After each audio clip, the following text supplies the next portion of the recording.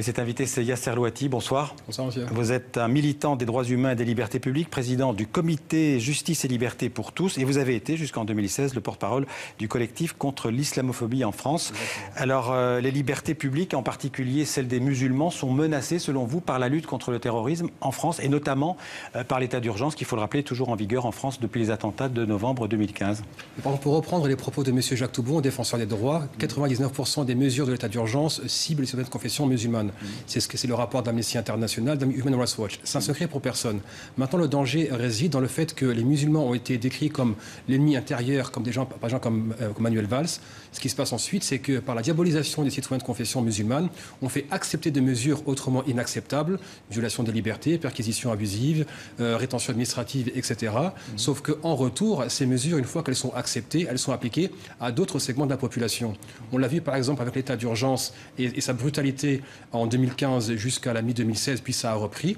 On voit que ces mesures qui ont d'abord ciblé les personnes de confession musulmane, leurs mosquées, leurs commerces, ont été étendues aux syndicalistes, aux anarchistes, aux militants écologistes. Oui, donc là, qui ne sont plus nécessairement des musulmans.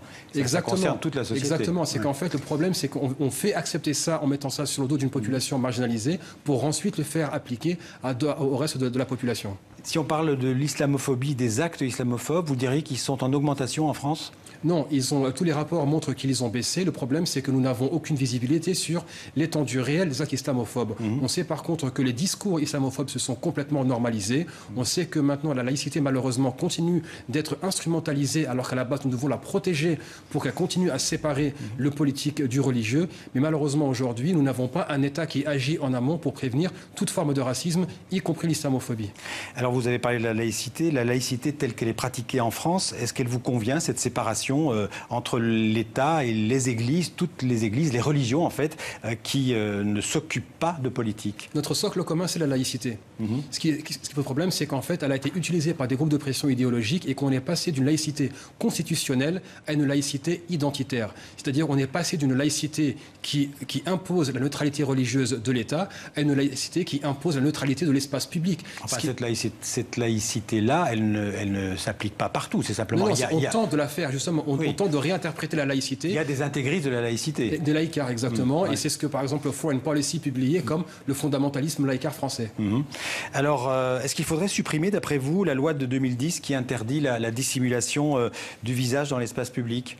Toutes les lois qui ciblent spécifiquement des personnes selon leur confession réelle ou supposée doivent être abrogées. On ne peut pas passer des lois pour cibler tel ou tel segment de la population. Mais justement, vous trouvez que la France n'a pas le droit d'interdire le port du voile intégral, par exemple, sur l'espace public? Vous savez qu'il n'a pas été interdit pour des raisons religieuses. Il a été interdit pour des raisons sécuritaires. Le débat qui a précédé le passage de la loi, lui, était identitaire. Et c'est une loi qui était passée contre 367 personnes en France. Donc vous demandez l'abrogation de cette loi? Toutes les lois qui ciblent les personnes pour leur confession réelle ou supposée doivent être abrogées. Comme l'interdiction, par exemple, de porter, je cite, un signe ostensible d'appartenance religieuse dans les écoles. C'est une loi qui date de 2004, je pense. Il faudrait aussi l'abroger? Le bilan montre qu'on a plus exclu les jeunes filles à cause de cette loi qu'on ne les a intégrées comme ceux qui voulaient le faire croire. Autre chose, c'est qu'on a fait passer la loi sans jamais demander leur avis à celles qui le portaient. Or, on se retrouve aujourd'hui en France, une femme qui porte un foulard qui est de confession musulmane a 1% de chance d'avoir un emploi.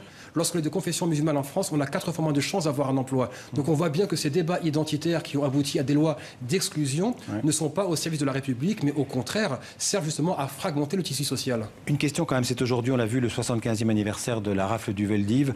L'antisémitisme, c'est aussi une réalité en France, et souvent d'ailleurs exprimée par certains musulmans, il faut le reconnaître. Non, c'est faux, parce que l'antisémitisme est typiquement français. Je rappelle que la rafle du Veldiv a été organisée par la police française. Il y a des musulmans français qui sont antisémites. Et il y a des catholiques français qui sont antisémites, comme il y a des juifs qui sont exprimés par certains musulmans. Non, en fait, le problème, c'est que là, comment vous l'exprimez, c'est que ça tendrait en fait à mettre le poids de ce qu'on appelle le nouvel antisémitisme sur les musulmans. Or, je rappelle encore une fois que historiquement parlant, l'antisémitisme est bien français. Le capitaine Dreyfus n'a pas été condamné par des musulmans, mais par la République française. Par contre, ce qu'il faudrait rappeler, c'est que pendant qu'on raflait les juifs en France, la mosquée de Paris donnait des faux papiers aux juifs, justement pour leur éviter la déportation. Très rapidement, vous revenez de Grande-Bretagne et des États-Unis. C'est pareil dans ces pays-là? médias, là aussi les gouvernements s'attaquent aux libertés publiques? Bien sûr, je parle même de conspiration des gouvernements contre leur population sous couvert de lutte contre le terrorisme. On se trouve donc avec des libertés qui reculent, le droit à la dissidence est de plus en plus négligé et on se retrouve malheureusement avec l'émergence d'États policiers alors que les citoyens demandent plus de liberté.